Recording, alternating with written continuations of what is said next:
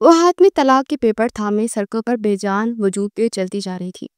اس کی آنکھوں سے بہتے آنسو اس کے سرخ و سفید گالوں کو تر کر رہے تھے۔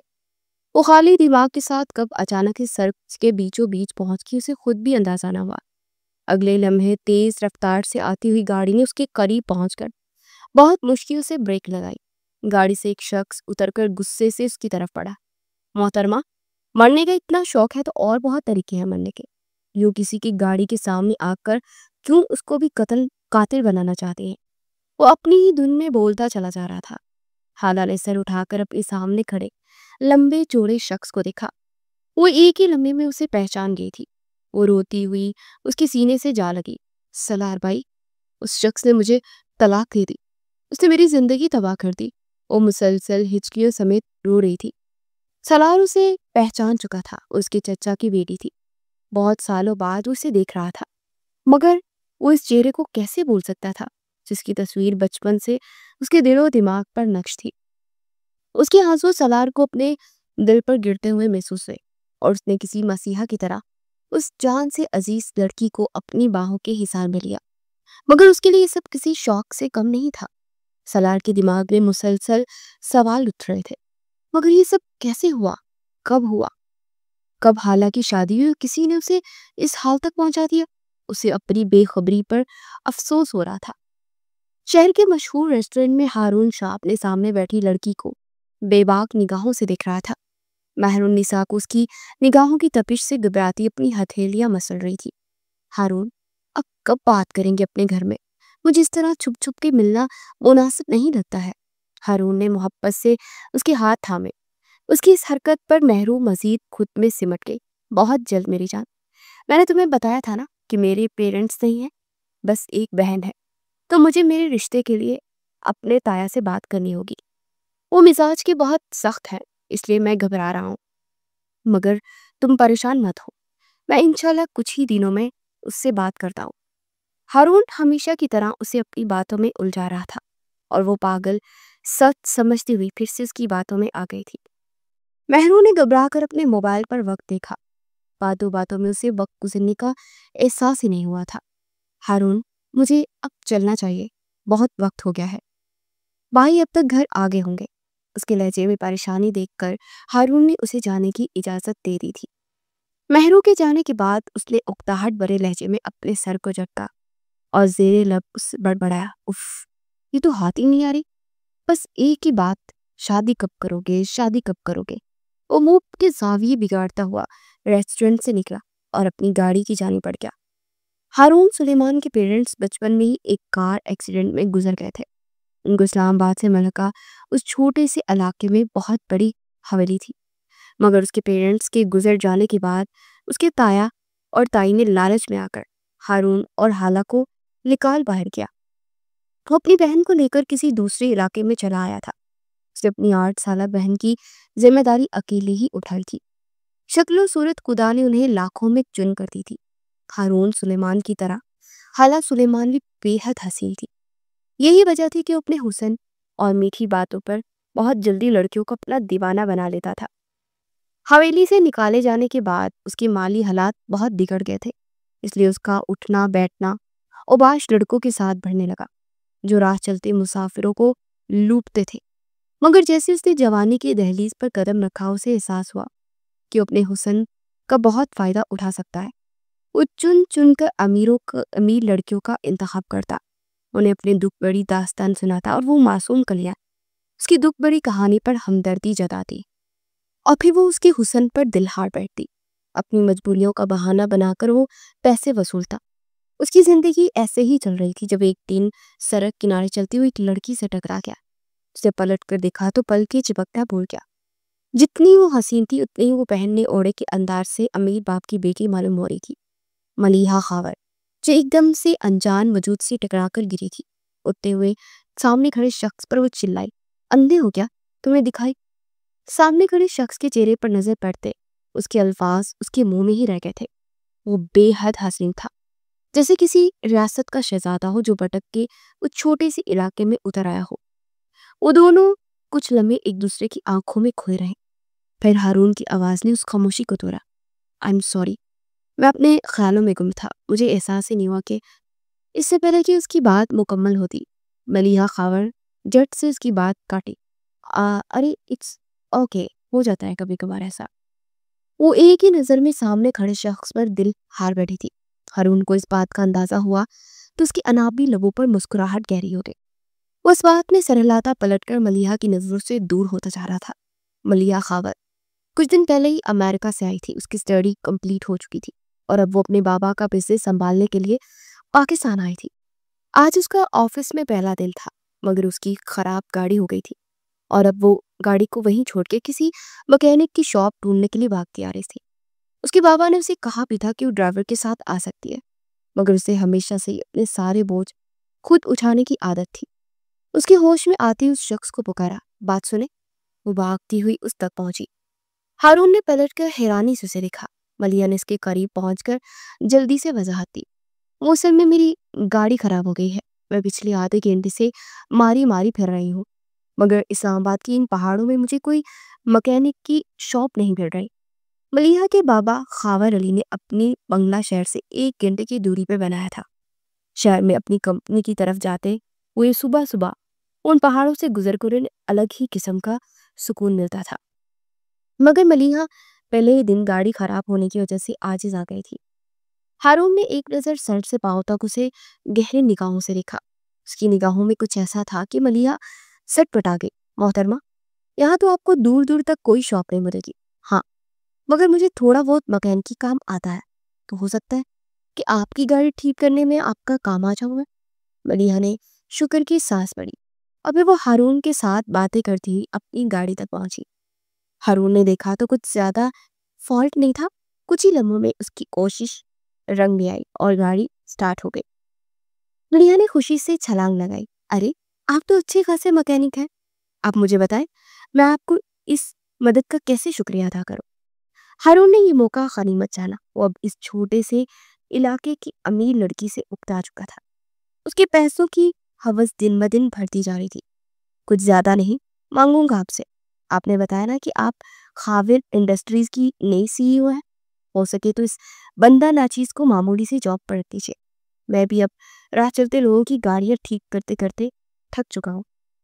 ملیحہ جو اسے سب بتا چکی تھی ہارون کے آخری الفاظ پر کھلکھلا پر ہنس پڑی. ارے آپ مذاق کر رہے ہیں؟ بہت اچھا کر رہے ہیں آپ. خیر میرے پاس آپ کے لیے بیسٹ اپرچونٹی ہے. مجھے خوشی ہوگی اگر میں آپ کے کام آؤں گی. یہ کہتے ہوئے ملیحہ نے اپنے بیگ سے کارڈ نکال کر ہارون کی طرف بڑھایا. یہ میرا کارڈ ہے، آپ مجھ سے کنٹیکٹ کیجیے گا. میں آپ کو ساری ڈیٹیلز دے دوں گی. اس کے بعد ملیحہ نے گاڑی میں بیٹھے ہوئے مسکرا کر ہارون کو دیکھا اور چند ہی لمحوں میں اس کی گاڑی نظروں سے اوجھل ہو گئی. ہارون کے چہرے پر شیطانی مسکراہٹ گہری ہوئی. ایک تیر سے 2 شکار ہو گئے تھے. وہ جانتا تھا کہ ملیحہ اس پہ فدا ہو چکی ہے اور اسے کتنی آسانی سے جاب بھی مل گئی. اگلے چند دنوں میں وہ حالہ کو لے کر اس چھوٹے سے علاقے سے نکل کر شہر میں آیا.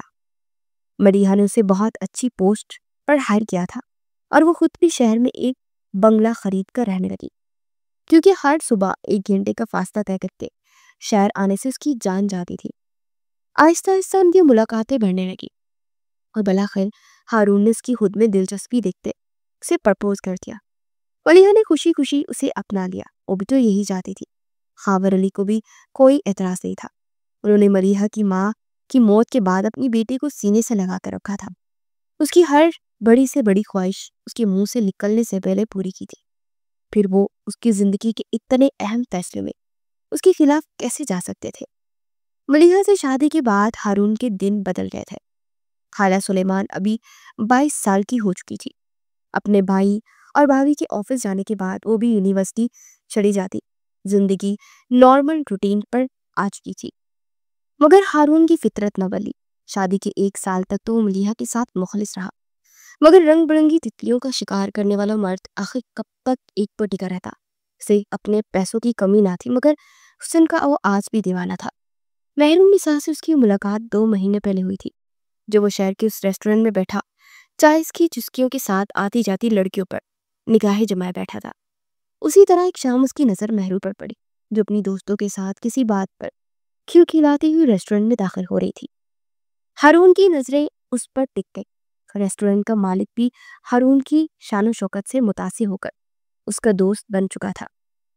مہرو ہفتے میں 2 بار اس ریسٹورنٹ میں آتی، کبھی اکیلی اور کبھی اپنی دوستوں کے ساتھ۔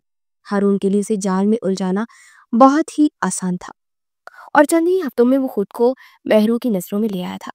مہرو نساء پہلے پہل تو اس اجنبی سے گھبرائی تھی، مگر اس کی گہری باتیں اور بہانے سے اس کے اپنے پاس آنا اسے اچھا لگنے لگا، اور وہ مکمل طور پر اس کی محبت میں گرفتار ہو چکی تھی۔ ہارون کی طرح مہرو کا بھی ایک ہی بھائی تھا۔ ان کے پیرنٹس سے اپنے گھر والوں کے خلاف جا کر پسند کی شادی کی تھی۔ مہرو کی پیدائش کے کچھ ہی مہینوں بعد ان کے والدین کی گھر والوں کو ان کے ٹھکانے کا پتہ چل گیا تھا۔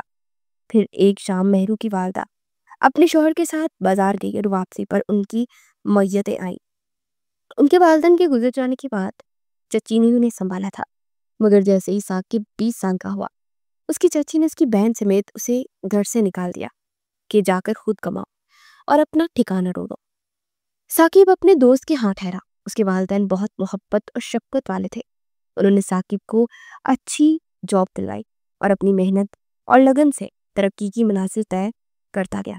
اب اس کا شمار شہر کے بڑے بزنس مینز میں ہوتا تھا۔ حالہ یونیورسٹی کے باہر کھڑی اپنے بھائی کا ہی انتظار کر رہی تھی، جو کہ آفس کے بعد اسے یونیورسٹی سے پک کرتا ہوا گھر آتا تھا۔ مگر آج نہ جانے وہ کہاں رہ گیا تھا۔ وقت گزرنے کے ساتھ ساتھ حالہ کے چہرے پر نکاہت چھا گئی تھی۔ وہ بار بار اپنے بھائی کا نمبر ملا رہی تھی۔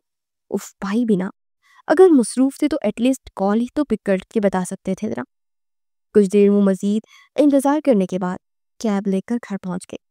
ہارون آفس کے بعد مہرو کو لے کر شہر سے دور نکل آیا تھا۔ اس نے اپنا موبائل بند کر دیا تھا، اور وہ ان مردوں میں سے تھا جنہیں اپنے مفاد کے لیے آگے کسی کی پرواہ نہیں ہوتی تھی۔ پھر حالہ کو یونیورسٹی سے پک کرنا اسے کہاں یاد رہا تھا۔ ثاقب رات کو دیر سے گھر آتا تھا، اس لیے مہرو کبھی کبھار ہارون سے ملنے چلی جاتی، مگر آج ہارون ضد کر کے اسے شہر سے دور لے آیا تھا۔ شہر سے نکل کر ایک ویران جگہ پر ہارون نے گاڑی روکی۔ مہرو جو کبھی شہر سے دور نہیں آئی تھی، دلچسپی سے باہر کے مناظر دیکھ رہی تھی۔ گاڑی رکنے پر اس نے سر گھما کر ہارون کو دیکھا، جو خمار بھری نظروں سے اسے ہی دیکھ رہا تھا۔ اس کی نظروں سے سٹ پٹائی، مگر پھر سنبھل گئی۔ کیا ہوا؟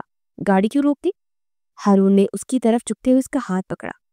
میں کچھ لمحے تمہیں سکون سے اپنی آنکھوں کے سامنے بیٹھا کر دیکھنا چاہتا تھا۔ وہاں ریسٹورنٹ کے ماحول میں مجھے تم سب کے سامنے گھبراہٹ چاہتی تھی، اس لیے میں تمہیں یہاں لے آیا۔ ہارون کا انداز بہکا بہکا سا تھا، مگر مہرو اس کی محبت سمجھ کر نظر انداز کر گئی۔ مہر، ہارون نے اپنی بھاری مردانہ آواز میں اسے پکارا، تو مہرو نے لرزتی پلکیں اٹھا کر اسے دیکھا۔ تم جیسی حسین لڑکی میں نے اپنی زندگی میں نہیں دیکھی۔ میں کچھ لمحے تمہاری قربت میں گزارنا چاہتا ہوں۔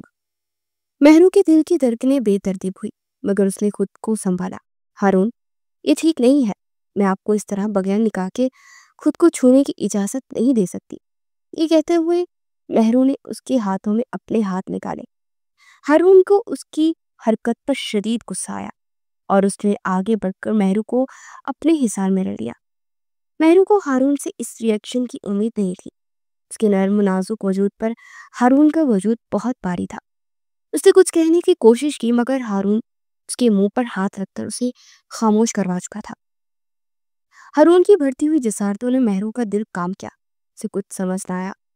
اس نے لرزتے ہوئے گاڑی کا دروازہ کھولا، اور ہارون اس کے لیے تیار نہیں تھا۔ وہ جو دروازے کے ساتھ لگا ہوا تھا ایک دم سے گاڑی سے باہر نکل کر نیچے گرا۔ اس کے گرنے کی دیر تھی کہ مہرو دوسری طرف سے دروازہ کھولتی ہوئی باہر نکل کر بھاگی۔ ہارون چلایا، مہرو رک جاؤ، ورنہ میں تمہارا وہ حال کروں گا کہ تم زندگی بھر یاد رکھو گی۔ ہارون اس کے پیچھے بھاگا۔ مہرو اندھا دھند بھاگتی جا رہی تھی۔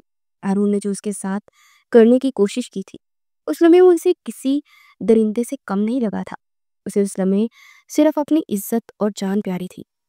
سڑک پر بھاگتے ہوئے وہ پلٹ کر اسے اپنے پیچھے آتے ہارون کو دیکھ رہی تھی، جو وہ سامنے سے آتی گاڑی سے ٹکرا گئی اور ہوش و حواس سے بیگانہ ہو گئی۔ ہارون نے یہ منظر دور سے دیکھا اور گھبرا کر واپس پلٹ کر اپنی گاڑی میں بیٹھا اور وہاں سے نکل گیا۔ واجد شاہ اپنے چھوٹے سے علاقے سے نکل کر پہاڑوں کے بیچ گاڑی بگاتا چلا جا رہا تھا۔ کچھ ہفتوں بعد اس کا دوست سالار مخدوم بہت سالوں بعد پاکستان لوٹنے والا تھا۔ واجد زمینوں کے معاملے میں بہت مصروف رہتا۔ وہ اپنی والدین کا اکلوتا بیٹا تھا اور اس چھوٹے سے علاقے میں اس کی بہت بڑی حویلی تھی۔ وہ اپنے باپ دادا کی زمینیں سنبھال چکا تھا، اس لیے اسے سر کھجانے کی بھی فرصت نہ ملتی تھی۔ سالار کے آنے میں کچھ ہفتے باقی رہ گئے تھے اور وہ ابھی تک اس کے تحفے تحائف اس کے لیے نہیں خرید سکا تھا۔ آنے والے کچھ دنوں میں وہ اور بھی زیادہ مصروف ہونے والا تھا، اس لیے وہ ابھی سے اپنی جگری دوست کے لیے کچھ خاص خریدنے شہر جا رہا تھا۔ اس کے موبائل کے رنگ ٹون نے ایک لمحے کے لیے اس کا دھیان بٹایا۔ اسکرین پر سالار کا نام جگمگایا۔ اس کے چہرے پر مسکراہٹ پھیل گئی تھی۔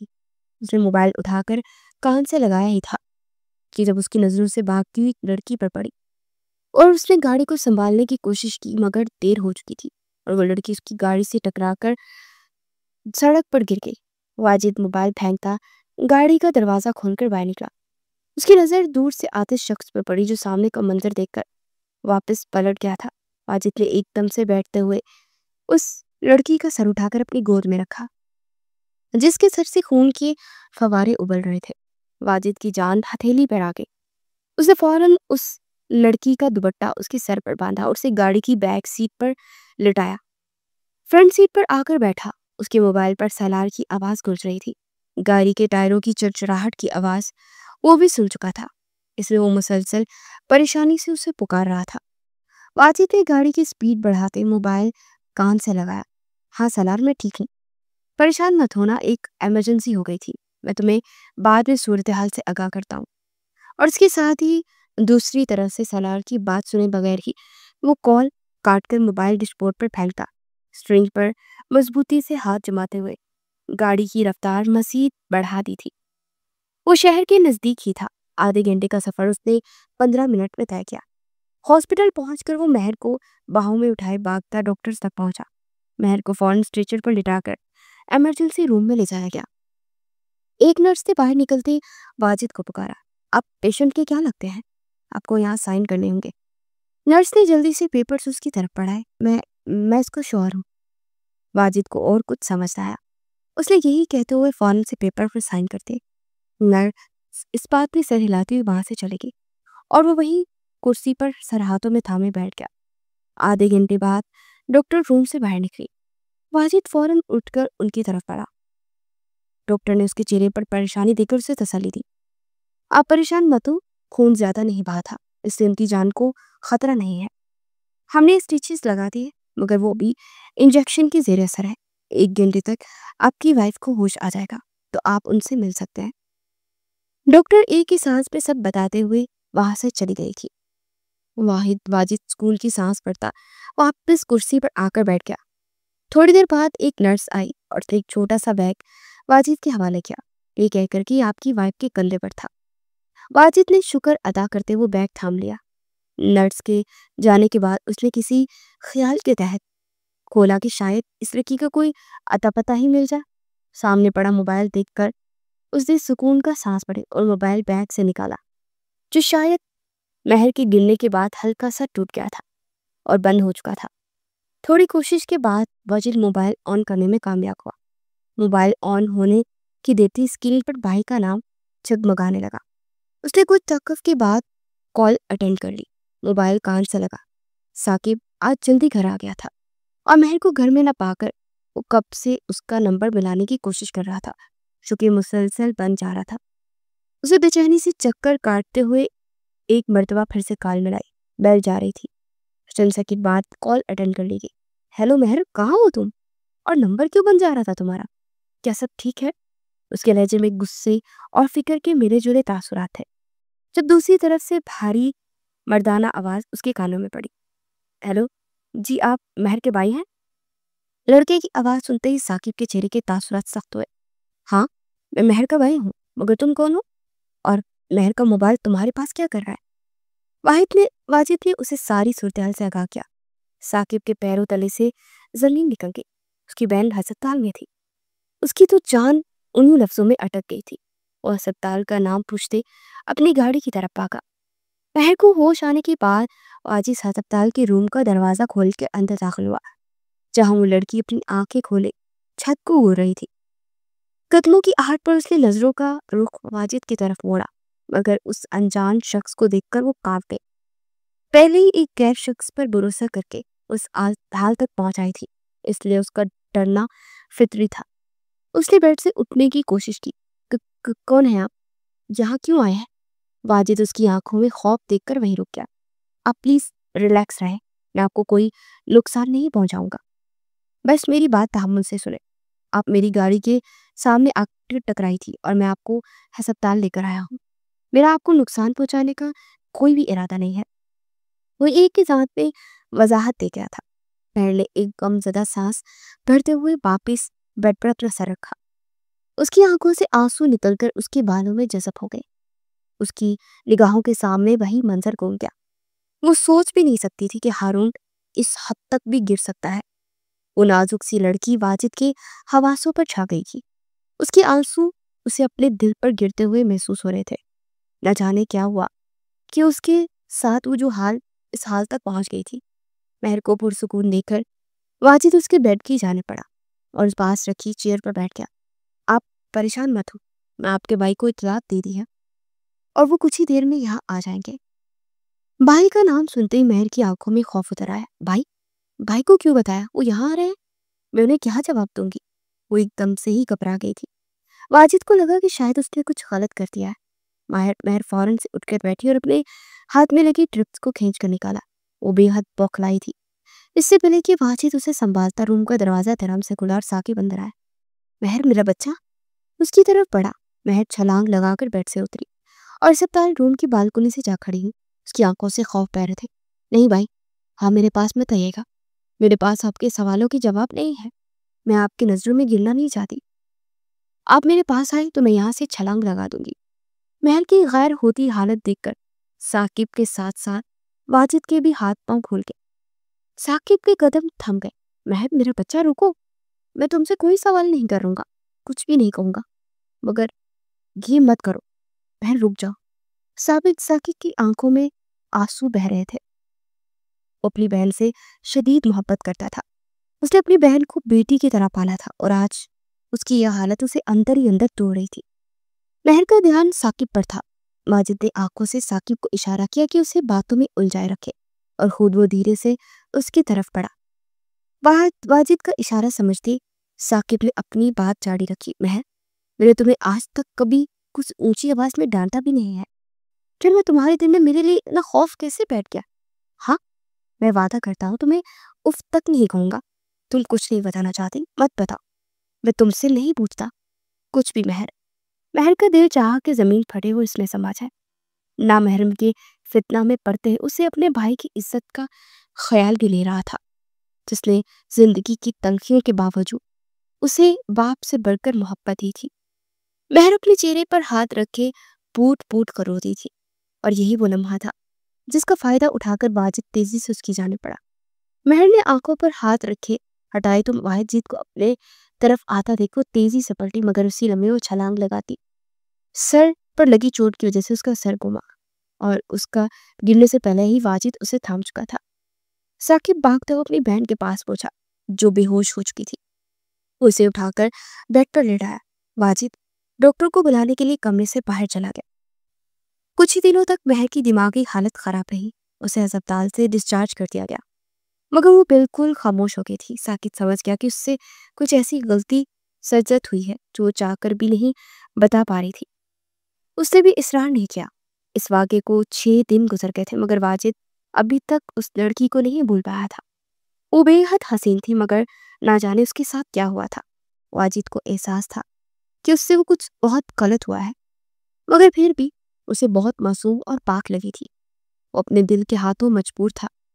اس کی سالار سے بات ہو چکی تھی۔ سالار کو بھی صورتحال پر افسوس ہوا۔ اس نے بتایا کہ وہ کچھ ضروری کام کے سلسلے میں ابھی 1 مہینے تک نہیں آ سکے گا۔ آخر دل کے ہاتھوں مجبور ہو کر واجد نے مہر کے بھائی سے بات کرنے کا فیصلہ کیا، اور کچھ ہی دنوں میں ثاقب اسے اپنی بہن کی شادی کے لیے راضی ہو گیا تھا۔ وہ بھی جانتا تھا کہ مہر اس ماحول سے نکلے اور اسے واجد جیسا اچھا لڑکا معلوم ہوا تھا، جو اس ساری صورتحال میں آنکھوں سے دیکھنے کے بعد بھی مہر کو اپنانا چاہتا تھا۔ مہر نے کوئی ضد نہیں کی، اسے اپنے بھائی کے فیصلے کے احترام میں خاموشی سے سر جھکا دیا۔ چند ہی دنوں میں واجد اپنے والدین کو لے آیا اور 2 مہینوں کے اندر ان کی شادی ہو گئی۔ شادی کے چند دنوں بعد واجد کی محبت دیکھ کر مہر کو خود پر شرمندگی ہوئی اور اس نے واجد کو سب کچھ سچ بتا دیا، جسے سن کر واجد کے دل میں مہر کی محبت کم نہیں ہوئی تھی، پر اسے اس شخص سے بے تحاشا غصہ آیا تھا۔ مگر وہ شہر سے دور رہتا تھا، اس لیے اس نے ثاقب کو سب بتا دیا تھا کہ وہ اسے ڈھونڈ کر اسے بدلا لے۔ ثاقب کا سب سن کر خون کھول اٹھا تھا۔ وہ مہر کی بتائی گئی انفارمیشن پر سب سے پہلے اس ریسٹورنٹ کے اونر تک پہنچا جہاں پر مہر ہارون سے ملتی تھی۔ ایک دو دھمکیوں کے بعد اس نے سچ اگل دیا کہ وہ شہر کے مشہور معروف بزنس مین خاور علی کا داماد ہے، وہ شادی شدہ ہے۔ یہ سن کر ثاقب کا غصہ مزید بڑھ گیا۔ اس نے فیصلہ کیا کہ جس طرح اس شخص نے اس کی بہن کو اس حال تک پہنچا دیا تھا، اس نے اپنی جان لینے کی کوشش کی، وہ بھی اس کے سامنے اس کی بہن کو وہی حال تک پہنچائے گا۔ ثاقب کا شمار بھی اب شہر کے بڑے بڑے بزنس مین سے رہتا تھا، اس لیے ہارون تک پہنچ کر اس کا اور ملیحہ خاور کا اعتماد جیتنے میں سے زیادہ دقت نہیں ہوئی تھی۔ شام کا سورج ڈھل رہا تھا۔ حالہ آج اپنی بابی کے ساتھ شاپنگ مال آئی ہوئی تھی۔ ملیحہ کو حالہ کچھ خاص پسند نہیں تھی، وہ صرف ہارون کی وجہ سے ہی اسے برداشت کر رہی تھی۔ ثاقب کی نظر انہی کے خاندان پر تھی، اس لیے وہ بھی شاپنگ مال چلایا۔ وہ بہانے سے اس کے قریب سے گزرا۔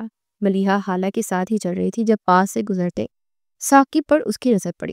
اس نے پلٹ کر اسے پکارا، ثاقب آپ؟ ثاقب انجان بنتے حیرانی سے پلٹا، ارے مس ملیحہ، واٹ اے کوئنسیڈنس، لگتا ہے آپ بھی ویکینڈ خوب انجوائے کر رہے ہیں۔ اس کی نظریں مسلسل حالہ پر جمی تھی، جو بے نیازی سے ادھر سے ادھر نگاہیں دھرا رہی تھی۔ کچھ دیر تک کچھ اسلوبی سے وہ ایسے ہی ادھر ادھر دیکھتی رہی۔ ثاقب واپس پلٹ گیا۔ چند دنوں بعد وہ ہارون اور ملیحہ کے ساتھ بیٹھا، حالہ کے لیے اپنی پسند کا اظہار کر رہا تھا۔ ہارون کے پوچھنے پر اس نے وضاحت دی کہ حالہ کو اس نے مال میں دیکھا تھا مس ملیحہ کے ساتھ۔ ملیحہ نے بھی سر ہلاتے اس کی بات کی تصدیق کی۔ وہ خود جلد از جلد حالہ سے جان چھڑانا چاہتی تھی، اس لیے سے چند ہی دنوں میں ہارون کو بھی راضی کر دیا۔ حالہ بھی اپنے بھائی کے فیصلے پر سر جھکا گئی تھی۔ جٹ منگنی اور بٹ بیاہ ہوا اور آج حالہ دلہن کے روپ میں ثاقب کے کمرے میں بیٹھی آنے والی حسین زندگی کے خواب بن رہی تھی۔ کچھ گھنٹوں کے انتظار کے بعد ثاقب روم میں آیا اور حالہ کو سکون سے بیٹھی دیکھ اس کے چہرے پر نفرت کے آثار گہرے ہوئے۔ اس نے آگے بڑھ کر ایک جھٹکے سے حالہ کو بازو سے کھینچ کر اٹھایا۔ حالہ اس اچانک افطار کے لیے تیار نہیں تھی، وہ ایک دم لڑکھڑائی اور فرش پر گر گئی۔ ثاقب نے اس کے سامنے بیٹھ کر اس کا چہرہ اپنے ہاتھوں میں دبوچا۔ کیا لگا تھا تمہارے بھائی کو کہ میری بہن کی زندگی اجاڑ کر وہ اپنی بہن کو خوشی سے بسا دیکھے گا؟ تکلیف کی شدت سے حالہ کی آنکھوں سے آنسو بہنے لگے اور اس کی کانپتی ہوئی آواز ثاقب کے کانوں پر پڑی۔ کیا مطلب ہے آپ کا؟ میرے ساتھ آپ ایسا کیوں کر رہے ہیں؟ میں نے کیا کیا ہے؟ ثاقب کے چہرے کی سختی میں اضافہ ہوا۔ تم نے کیا کیا ہے؟ ہاں، تم نے کچھ نہیں کیا۔ تم میری بہن نے کیا کیا تھا جسے تمہارے بھائی نے اس حال تک پہنچا دیا کہ اس نے اپنی جان لینے کی کوشش کی؟ اب ہارون کی بہن کو اس حال تک پہنچا کر میں اپنا حساب برابر کروں گا۔ حالہ کو کچھ سمجھ نہیں آ رہی تھی، مگر اس کا دل کسی انہونی کے تحت کانپ رہا تھا۔ اس سے پہلے کہ وہ کچھ کہتی، ثاقب کے زہر بڑے الفاظ اس کے کانوں میں پڑے۔ میں تمہیں طلاق دیتا ہوں حالہ سلیمان، طلاق دیتا ہوں۔ حالہ ایک دم سے اٹھ کھڑی۔ نہیں ثاقب، آپ کیا کہہ رہے ہیں؟ ایسا مت کریں۔ مگر ثاقب نے اپنے الفاظ مکمل کیے۔ طلاق دیتا ہوں میں تمہیں حالہ سلیمان۔ حالہ اپنی جگہ ساکت رہ گئی۔ ثاقب نے پلٹ کر پاس پڑے طلاق نامے پر سائن کیے جو شاید وہ پہلے ہی بنوا چکا تھا، اور حالہ کے ہاتھ میں کاغذات تھماتے اسے بازو سے گھسیٹ کر باہر لے جانے لگا۔ حالہ کسی بے جان وجود کی طرح اس کے ساتھ گھسیٹتی چلی جا رہی تھی۔ اسے گھر سے نکال کر ثاقب نے ایک نظر اس کے حلیے پر ڈال اور پھر زہر بری مسکراہٹ کے ساتھ اس کے منہ پر دروازہ بند کر دیا۔ حالہ بہت دیر تک وہاں بیٹھی رہی، پھر کچھ ہوش میں آتی وہ اٹھی اور انجانے راستوں کی جانب چل دی۔ سالار مخدوم کچھ ہفتے پہلے ہی پاکستان آیا تھا۔ اس کا بھی آنے کا ارادہ نہیں تھا، مگر پاکستان سے آنے والی خبر اس پر قیامت تل کر ٹوٹی تھی۔ اس کے ماں باپ کا ایک روڈ ایکسیڈنٹ میں انتقال ہو گیا تھا۔ وہ جب برسوں بعد حویلی پہنچا تو وہ کچھ بھی پہلے جیسا نہیں تھا۔ ماں باپ کی موت اس کے لیے بہت بڑا صدمہ تھا۔ چند دنوں کے بعد وہ سنبھلا تو اسے اپنے چاچا کے بیٹے ہارون اور حالہ کا خیال آیا۔ جب وہ یہاں سے گیا تھا تو اس کے چچا چاچی، ہارون اور حالہ سب یہی تھے۔ مگر اب جب وہ واپس آیا تو پوری حویلی خالی تھی۔ اس کی اصرار پر واجد شاہ نے بتایا کہ کس طرح ہارون اور حالہ کے والدین کے انتقال کے بعد انہیں حویلی سے نکال دیا گیا تھا۔ سالار کو سمجھ نہیں آ رہی تھی کہ وہ اپنے ماں باپ کی موت کا سوگ منائے یا پھر ان کی سنگ دلی پر افسوس کرے۔ بہرحال وہ کافی حد تک سنبھل چکا تھا، اس لیے اس نے شہر جا کر انہیں ڈھونڈنے کا ارادہ کیا۔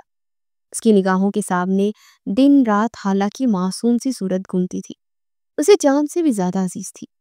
اسی کے لیے تو وہ اتنی چھوٹی سی عمر میں باہر چلا گیا تھا کہ ایک دن جب وہ کامیاب ہو کر لوٹے گا تو دنیا کی ہر نعمت اس کے قدموں میں لا سکے، مگر اس نے لوٹتے لیٹتے بہت وقت لگا دیا تھا۔ شاید کہ اب یہاں کچھ بھی باقی نہ رہا تھا۔ اس کے ماں باپ تو اس کے چاچا چاچی کی موت سے بھی ناواقف رکھا تھا، اور رات کے دوسرے پہر شہر کی سڑکوں سے گاڑی پر گاڑی دورا رہا تھا جب اچانک سے ایک لڑکی گاڑی کے سامنے آ، اس سے پہلے کہ وہ ٹکراتی وہ گاڑی بریک لگا چکا تھا۔ وہ پہلے سے ہی ہارون اور حالہ کا کوئی اتا پتہ نہ ملنے پر تپا ہوا تھا کہ اچانک سے اس طرح سامنے آنے والی لڑکی پر اسے شدید غصہ آیا۔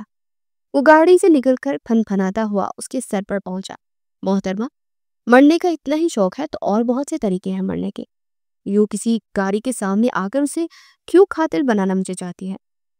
حالہ نے نظر اٹھا کر سامنے کھڑے شخص کو دیکھا۔ سالار ایک لمحے میں اسے پہچان گیا۔ ان آنکھوں کو کیسے بھول سکتا تھا جو اس کے دل و دماغ پر چھائی رہتی تھی۔ حالہ نے ایک دو بار اسے سوشل میڈیا پر دیکھا تھا، اسے پہلی بار دیکھ کر ہی پہچان گئی تھی۔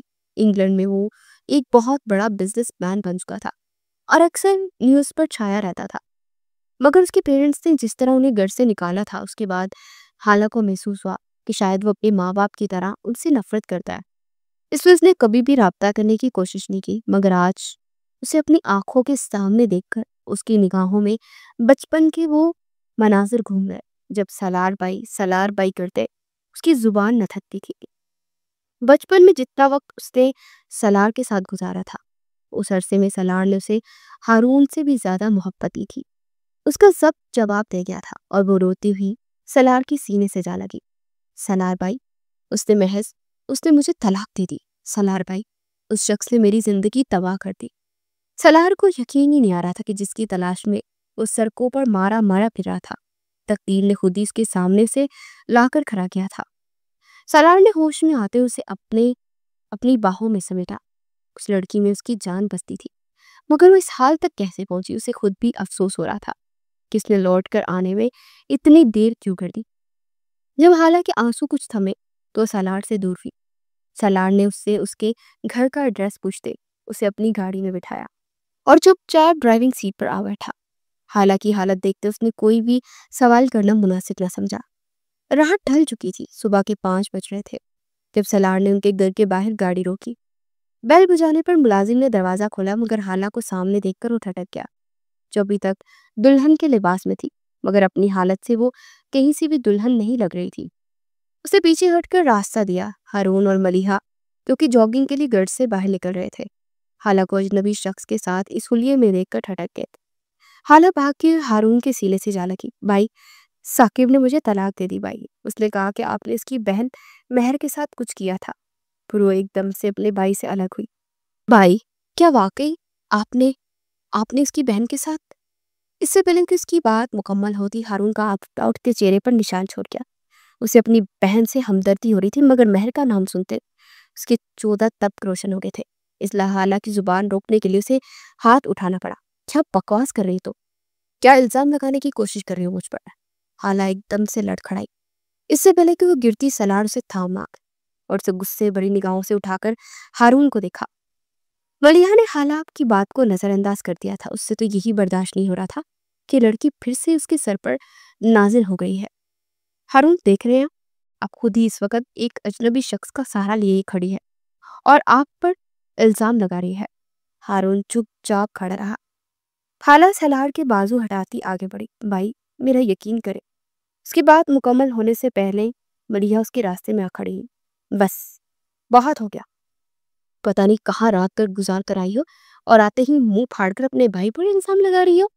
اس کے ساتھ اس نے حالہ کو بازو سے کسیٹا اور دروازے سے باہر دھکا دے دیا۔ سالار نے فوراً آگے بڑھ کر اسے تھاما۔ اس کا بس نہیں چل رہا تھا۔ کہ صورت کی زبان کھینچ لیتا، مگر موقع کی نزاکت کو سمجھتے وہ خاموش رہا۔ ولیہ نے ملازم کو دروازہ بند کرنے کا حکم دیا۔ بند ہوتے ہی دروازے سے ہارون نے اپنی بہن کو دیکھا۔ وہ سالار کو بھی پہچان چکا تھا، مگر حالہ مہر کے بارے میں جان چکی تھی، اس لیے اس کا اس گھر سے دور رہنا ہی بہتر تھا۔ وہ چپ چاپ کھڑا رہا، دروازہ بند ہوتا دیکھتا رہا۔ خالہ اٹھتے ہوئے چلائی، بھائی مجھے صفائی کا موقع تو دیجیے بھائی۔ سالار نے اسے بازو سے پکڑ کر اپنی جانب کھینچا۔ بس کرو حالہ، جنہوں نے یقین کرنا ہو انہیں صفائیاں دینے کی نوبت نہیں آتی۔ حالہ ایک بار پھر اس کے سینے سے لگ کر پوٹ پوٹ کرو دی۔ سالار اسے لیے اپنی حویلی میں آ گیا تھا۔ وہ دن رات حالہ کا خیال رکھتا۔ اس کی محبت اور کیئر کرنے کے انداز سے حالہ جلد ہی نارمل ہو گئی تھی۔ شام کے وقت وہ کچن میں کھڑی چائے بنا رہی تھی جب سالار چلتا اس کے پیچھے آ کر کھڑا ہوا۔ حالہ نے مسکراتے وہ پلٹ کر دیکھا۔ سالار بھائی، آپ کی عادت نہیں بدلی؟ چائے کی خوشبو دور سے ہی سن کر آپ آ جاتے ہیں۔ بچپن میں جب میری امی چائے بنایا کرتی تھی نا، تب بھی آپ ایسے ہی آن ٹپکتے تھے۔ سالار نے اس کے بھائی کہنے پر ٹھنڈی آ پڑی۔ حالہ ابھی بھی بول رہی تھی، آپ کو پتہ ہے میں امی سے کہا کرتی تھی کہ اگر سالار بھائی سے کوئی کام ہو اور وہ نہ ملے تو چائے چولہے پر چڑھا دو، دیکھنا ہو دوڑتے ہوئے آئیں گے، بلکہ اڑتے ہوئے آئیں گے۔ وہ چائے کپ میں ڈالتے ہوئے اپنی ہی بات پر کھرکھرا کر ہنس پڑی تھی۔ سالار ایک لمحے کو اس کی ہنسی میں کھو گیا۔ حالہ اس کے انداز سے بے خبر شان بے نیازی سے چلتی گارڈن میں جا بیٹھی۔ شام کے وقت آسمان پر ہلکے بادل چھائے ہوئے تھے اور ٹھنڈی ہوا ماحول کو مزید پرسکون بنا رہی تھی۔ سالار چلتا ہوا اس کے سامنے آ کر بیٹھ گیا۔ تمہیں کوئی ذرا لحاظ ہے یا نہیں؟ ویسے مجھے بھائی کہتی ہو مگر عزت ذرا بھی نہیں دیتی۔ جب تمہیں پتا ہے کہ چائے کی خوشبو پر میں اڑتا ہوا پہنچ جاتا تو میرے لیے کیوں نہیں بنائی؟ وہ چہرے پر مصنوعی غصہ سجائے آئی برو کے اشارے سے پوچھ رہا تھا۔ تو سالار بھائی چائے کا کپ ٹیبل پر رکھتی، تھوڑی دیر کے لیے نیچے رکھے، کونی ٹیبل پر رکھتی، اس کی آنکھوں میں آنکھیں ڈال چکی تھی۔ اس کے اس انداز پر سالار کے دل کی دھڑکن بڑھی اور وہ بھی اسی کے انداز میں آنکھوں میں آنکھیں ڈال کر بیٹھ گیا۔ جی عرض کیجیے۔ اسے بہت مشکل سے اپنی دھڑکنوں کو سنبھالا تھا۔ آپ کو شاید اپنی یاد دلانا پڑے گا کہ بچپن میں آپ ہمیشہ میرے کپ سے چائے پیتے تھے تاکہ ہم بہن بھائیوں کے درمیان محبت بڑھی رہے۔ حالہ نے مسکراہٹ سے آنکھیں پٹپٹائی تھی۔ سالار جو اپنی دھڑکنیں سنبھالنے کی کوشش کر رہا تھا، بہن بھائی کے لفظ پر کوفت سے سیدھا ہو کر بیٹھا اور حالہ کا رکھا ہوا کپ اٹھا کر اپنے ہونٹوں سے لگائے، اور وہ دل ہی دل میں سوچ کر مسکرایا کہ محبت تو اب میں بھی بڑھانا چاہتا ہوں، مگر تمہارے دماغ کی سوئی ابھی تک بہن بھائی پر ہی اٹکی ہوئی ہے۔ بارش شروع ہو گئی تھی۔ حالہ خوشی سے بارش میں بھیگنے لگی۔ سردیوں کا آغاز تھا اور سالار اس کے لیے فکر مند ہو گیا۔ وہ اس کے سر پر پہنچ کر چیخا، حالہ اندر چلو، بیمار ہو جاؤ گی۔ حالہ اس کے انداز میں ڈر گئی، مگر اگلے لمحے اپنے موڈ میں واپس آئی اور اپنے کانوں کو سہلاتی اندر کی طرف بڑھ گئی۔ اس سے پہلے کہ وہ اندر داخل ہوتی ایک دم سے پلٹی اور اب سالار کے کان کے قریب چلائی، آہستہ بولا کرو سالار بھائی، ابھی آپ میں میرے کان کے پردے پھاڑ دینے تھے۔ سالار جو ایک دم اس کو اپنے قریب آنے پر خود کو سنبھالنے کی کوشش کر رہا تھا، اس کی آواز پر اپنے کانوں پر ہاتھ رکھ کے بیٹھ گیا، جبکہ وہ کھلکھلاتی ہوئی اندر کی جانب دوڑ گئی۔ سالار کے کانوں میں ابھی تک سائرن بج رہے تھے اور وہ اپنے کان کو سہلاتا ہوا اٹھ کھڑا ہوا۔ اف، یہ لڑکی سارے رومانٹک موڈ کا بیڑا غرق کر دیتی ہے۔ وہ منہ کے زاویے بدلتا ہوا خود بھی اندر کی جانب بڑھ گیا۔ کافی دن گزر چکے تھے، مگر سالار حالہ سے نکاح کی بات نہیں کر سکا تھا۔ وہ ہمیشہ اسے بھائی سمجھتی آئی تھی، اس لیے اس کے رد عمل سے ڈر رہا تھا۔ بلاخر آج سالار نے واجد سے مشورہ کرنے کا سوچا۔ رات کے 10 بجے تک حالہ سو جاتی تھی۔ اس کے سونے کے بعد سالار اپنے کمرے میں آ گیا۔ اس نے صوفے کی پشت سے ٹیک لگائے واجد کا نمبر ملایا۔ دوسری بیل پر ہی فون اٹھا لیا گیا۔ دوسری طرف سے واجد کی شرارتی آواز سالار کے کانوں میں پڑی۔ کیا بات ہے بھائی، رات کے اس وقت شادی شدہ انسان کو ڈسٹرب کرتے ہوئے شرم نہیں آ رہی؟ واجد کی بات پر سالار کہکا لگا کر ہنسا۔ نہیں بھائی، تو خود بہت تیز نکلا ہے، چپ کرنی اور پٹ پیا کر لیا۔ اب مجھے گلی کو بھی وہی مشورہ دو، میری تو ہمت ہی نہیں رہی ہے۔ 24 گھنٹے ساتھ رہنے والی لڑکی سے اتنے ہفتوں میں اظہار نہیں کر پایا ہوں۔ واجد اکثر اپنی زمینی معاملات میں مصروف رہتا تھا، اس لیے اس کی سالار سے بات بہت کم ہوتی تھی۔ بیوی کے آنے کے بعد تو سالار کو جیسے بھول ہی گیا تھا۔ دوسری طرف واجد کے کان پھاڑ دینے والی آواز سالار کے کانوں میں پڑی۔ کیا مطلب؟ تم کس کے ساتھ رہ رہے ہو؟ اظہار نہیں کر پائے، مطلب تم بغیر نکاح کے؟ اس کی بات مکمل ہونے سے پہلے ہی سالار نے اس کی بات کاٹی. بس اپنے خیالات کو بریک لگاؤ، ایسا کچھ نہیں ہے جیسا تم سمجھ رہے ہو. اس کے بعد سالار اسے شروع سے آخر تک ساری داستان سنا دی. واجد جو بڑے مزے سے اسے باتوں باتوں میں چھیڑتا اس کی گفتگو سن رہا تھا، ہارون کے نام پر سنجیدہ ہو گیا. جب سالار اپنی بات مکمل کر چکا تو اس کی فکر بری آواز سالار کے کانوں میں پڑی. ہارون کی بہن؟ خالہ نے تمہیں کبھی اپنے پیرے شوہر کا نام بتایا یا پھر اس کی بہن کا؟ سالار نے کچھ سوچتے ہوئے جواب نہیں دیا. میں نے اس پر دوبارہ کبھی خالہ سے کوئی بات نہیں کی، مگر ہاں، جہاں تک مجھے یاد ہے شادی کے رات کے بعد جب وہ اپنے بھائی سے ملی تھی تو کچھ ثاقب، مہر اس طرح کے نام دے رہی تھی. واجد کو آسمان اپنے سر پر گرتا ہوا محسوس ہوا. اس کے سنجیدہ انداز پر سالار کے پوچھنے پر واجد نے مہر النساء کا سارا قصہ سالار کو بتا دیا. خالہ جو پیاس لگنے سے اپنے کمرے سے باہر نکلی تھی، سالار کے کمرے سے آتی ہوئی آواز پر متوجہ ہو گئی. اس کی آنکھوں میں شرارت در آئی.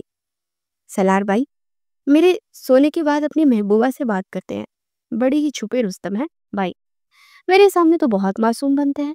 وزیر لب بڑبڑائی تھی، آنکھوں میں شرارت تھی. سالار کے دروازے کے باہر چھپ کر وہ کھڑی ہو گئی. سالار کے کمرے کا دروازہ ہلکا سا کھلا تھا، اسی لیے باہر تک آواز آ رہی تھی. واجد کی باتیں سن کر سالار ایک دم کھڑا ہوا. اس کا غصہ آسمان چھو رہا تھا. کیا کہہ رہے ہو تم؟ اس کا مطلب ہے کہ تمہارے سالے نے ہارون سے اپنی بہن کا بدلہ لینے کے لیے خالہ کو مہرا بنایا؟ واجد اس کے غصے سے گھبرا گیا تھا. سالار، میری بات سنو، دیکھو مجھے بھی ابھی تم سے ہی پتا چلا ہے کہ ثاقب یہ سب کر چکا ہے. میں نے اسے بدلہ لینے کا ضرور کہا تھا، مگر مجھے اندازہ نہیں تھا کہ وہ اس انداز سے بدلہ لے گا. سالار اب کچھ بھی سننے کی حالت میں نہ تھا.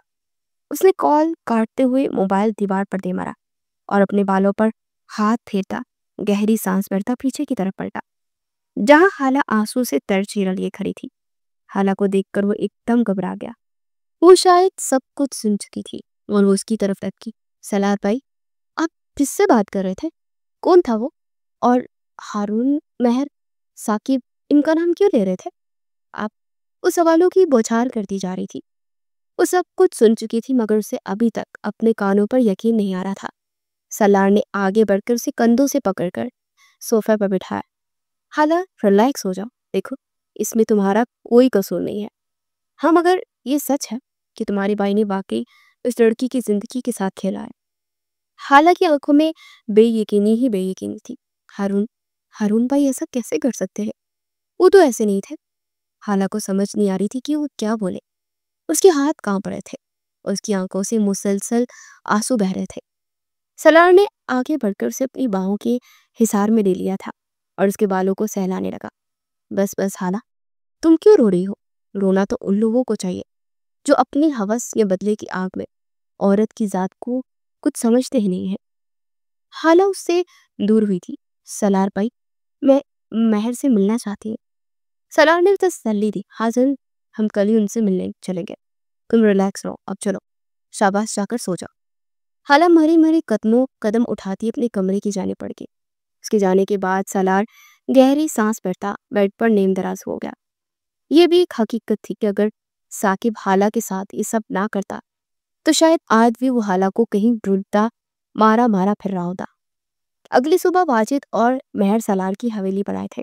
مہر اور خالہ ایک دوسرے کے گلے لگ کر خوب روئی تھی. ان کی زندگی کے ساتھ کھیلنے والے کوئی اور نہیں بلکہ ایک دوسرے کے ہی بھائی تھے. مہر اپنے بھائی سے بہت محبت کرتی تھی، اس لیے اس نے خالہ سے درخواست کی کہ وہ اسے معاف کر دے. خالہ نے بھی انسانیت کے ناطے اسے معاف کرتے ہوئے اپنا فیصلہ رب کی ذات پر چھوڑ دیا تھا. مگر سالار اور واجد کسی صورت بھی ہارون کو معاف کرنے والے نہیں تھے. سالار کی حویلی سے آنے کے بعد تک مہر کے کانوں میں سالار کی الفاظ گونجتے رہے کہ جو شخص اپنی بیوی اور بہن کا نہ ہوا وہ تمہارے ساتھ کیا ہی وفا کرتا. مہر کے دل میں ابھی بھی کہیں ہارون کے لیے نرم گوشہ تھا. اس کے دل میں خیال آتا کہ شاید ہارون وقتی طور پر بہک گیا ہو، مگر آج ساری حقیقت جان لینے کے بعد اسے ہارون سے شدید نفرت ہوئی تھی. اور آج وہ پہلی بار پورے دل سے مسکرا کر واجد کو دیکھتے اپنے رب کا شکر ادا کر رہی تھی کہ اس درندے کے ہاتھوں سے نکال کر اس کے رب نے کیسے اسے اپنے مہربان بندے کے ہاتھوں میں دیا تھا۔ کچھ دن بعد سالار اور واجد مہر اور حالہ کو لیے شہر آئے تھے، جہاں انہوں نے ملیحہ خاور سے مل کر ساری حقیقت اسے بتا دی تھی۔ مہر کے پرانے موبائل میں ابھی بھی ہارون کی چیٹس اور وائس نوٹس پڑے تھے۔ ساری حقیقت جان لینے کے بعد ملیحہ نے ہارون سے خلا لے لی اور خاور علی سے بڑے دھوکے پر اپنے بیٹی کی زندگی اور گھر سے نکال باہر کیا تھا، اور اب وہ سڑکوں پر مارا مارا پھرتا پھر سے عیاش مردوں کی محفلوں کا حصہ بن گیا تھا، جنہوں نے اسے نشے اور دوسرے گناہوں میں بڑی آسانی سے دھکیل دیا تھا۔ نشے نے اس کے سارے حسن کو خاک میں ملا دیا تھا۔ سردی آج اپنے معمول سے بڑھ کر تھی۔ سالار اور حالہ لاؤنج میں ہی آتشدان کے سامنے کمبل میں لیٹے بیٹھے تھے۔ سالار نے اٹھ کر آگ میں جلتی لکڑیوں کو درست کیا، جب بے دھیانی سے ایک لکڑی اس کی پاؤں پر لگی۔ حالہ نے فوراً آگے بڑھ کر اسے پیچھے ہٹایا۔ اس کا پاؤں جلنے سے بچ گیا تھا۔ اف، اتنے لمبے چوڑے مرد سے ایک لکڑی نہیں درست ہو رہی ہے، حد ہو گئی ہے۔ وہ اس کی فکر کرنے کے بجائے اپنی اکتائی ہوئی بیوی کی طرح اسے تانے دے رہی تھی۔ سالار کے ہونٹوں پر مسکراہٹ پھیل گئی۔ لکڑی درست کر کے حالہ واپس اپنے کمبل میں گھس گئی۔ آگ کی ہلکی سی روشنی میں اس کا چہرہ چمک رہا تھا۔ سالار سے مزید برداشت نہیں ہو رہا تھا، اس لیے وہ آج حالہ سے نکاح کی بات کرنے کا پختہ ارادہ کر چکا تھا۔ حالہ جو آتش دان پر نظریں جمائے کسی گہری سوچ میں گم تھی۔ سالار کی نگاہوں کی حدت محسوس کرتے اسے سالار کی طرف رخ موڑا۔ کیا بات ہے سالار با؟ اس سے پہلے کہ اس کی بات مکمل ہوتی سالار آگے بڑھتے اس کے ہونٹوں پر ہاتھ رکھ چکا تھا۔ تم دوبارہ مجھے بھائی نہیں کہو گی؟ سالار نے خفگی سے اس کی آنکھوں میں جھانکا۔ مگر وہ حالہ ہی کیا جس کے دماغ میں کوئی بات بیٹھ جائے؟ وہ ایک لمحے کے لیے حیران ہی، مگر اگلے لمحے میں سالار کے ہاتھ کو اپنے ہاتھوں میں لیے اس کی ہتھیلی پر اپنے دانت کاٹ چکی تھی۔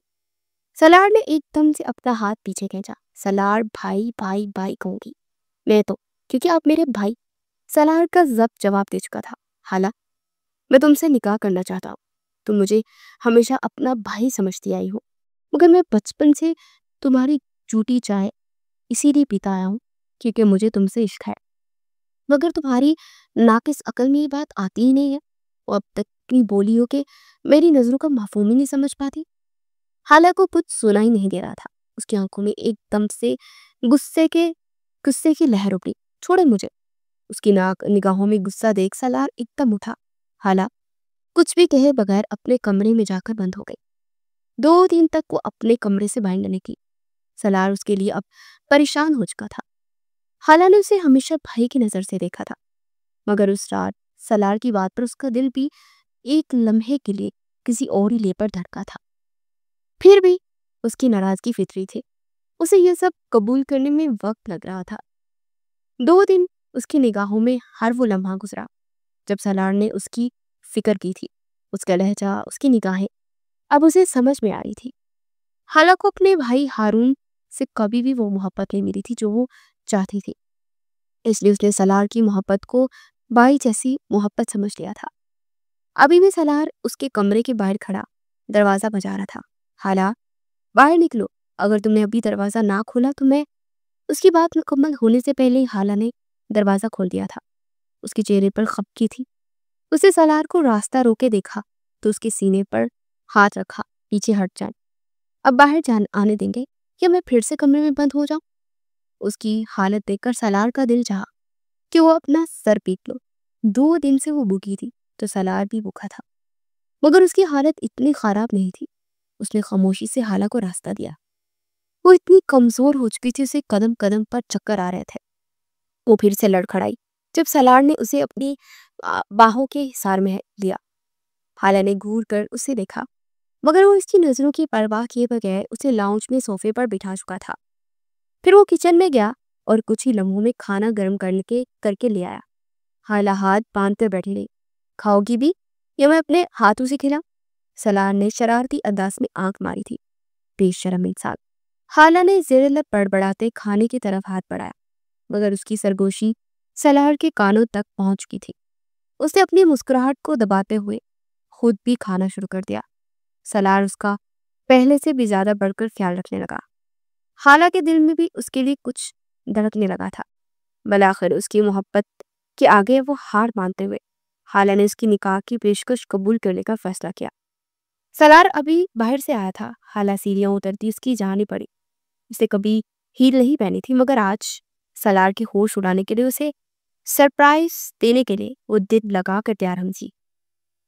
لمبی پاؤں تک آتی بلیک میکسی کے ساتھ ہیلز پہنے، وہ چہرے پر ہلکا پھلکا میک اپ کیے بے حد حسین لگ رہی تھی. سالار جو اسے دیکھ کر ہوش کھو رہا تھا، مگر اس کی چلنے کے انداز پر اسے محسوس ہوا کہ وہ گر جائے گی. وہ تیز قدموں سے آگے بڑھا. اس لمحے اس کا خیال حقیقت میں بدلا اور وہ لڑکھڑائی. سالار نے اسے اپنی باہوں میں سمیٹتے ہوئے گرنے سے بچایا. خالہ تو موقع کی تلاش میں تھی. اس نے غصے سے سالار کو گورا. اس طرح بار بار ہاتھ لگانے سے اچھا ہے مجھے اپنی بیوی ہی بنا لو. وہ سنبھل کر اس سے دور ہو چکی تھی. سالار کو اپنے کانوں پر یقین نہ آیا. ایک دم بھی وہ خوشی سے چیخا تھا. دوبارہ کہنا، کیا کہا تم نے خالہ؟ خالہ نے کانوں پر ہاتھ رکھے. اف سالار، آپ اپنی ہونے والی بیوی کو بہری کر کے چھوڑو گے کیا؟ سالار اس کے انداز اور باتوں پر کھل کھلا کر ہنسا تھا. اس کے اظہار پر وہ خوشی سے پاگل ہو رہا تھا. اگلے ہی روز مہر اور واجد کے ساتھ مولوی صاحب نے سالار اور خالہ کو نکاح کے بندھن میں باندھ دیا تھا. وہ دلہن کے روپ میں سجی حد سے زیادہ حسین لگ رہی تھی. مہمانوں کو رخصت کرنے کے بعد سالار کمرے میں داخل ہوا. اسے یقین نہیں آ رہا تھا کہ واقعی خالہ اس کے نکاح میں آ چکی ہے. وہ دھیرے سے دروازہ کھول کر کمرے میں داخل ہوا. سامنے بیٹھی اپسرا کو دیکھ اس نے اپنی دھڑکنوں کو سنبھالا. پھر وہ اس کے سامنے ہی بیٹھ گیا اور اس نے شرارتی انداز میں آنکھ ماری. ہاں تو مسز سالار، کیا کہہ رہی تھی آپ؟ اس دن بھائی بھائی بھائی اب کہہ کر دکھاؤ. خالہ نے آنکھیں سکیری. چیلنج کر رہے ہیں آپ مجھے؟ سالار نے اپنی مسکراہٹ دباتے اس بات میں سر لایا. خالہ نے حیرانگی سے منہ کھولا. سالار نے آنکھیں بھرپور سے اپنے حصار میں لیتے اس کے ہونٹوں پر ہاتھ رکھا. اف ظالم بیگم، کیوں شادی کی پہلی رات یہ نکاح مکروہ کرنا چاہتی ہو؟ خالہ نے کھلکھلاتے اس کے سینے میں چہرہ چھپا لیا. ساقی کو بھی اس کے کیے کی سزا مل چکی تھی. اس کے بزنس پارٹنر نے اسے دھوکہ دے کر سب کچھ ہڑپ کر لیا تھا اور اب وہ معمولی سی ملازمت پر تھا. شاید یہ نکاح جیسے رشتے کو مذاق سمجھنے کی سزا تھی جو اب وہ بھگت رہا تھا. اور یوں جس نے جو بویا وہی کاٹا.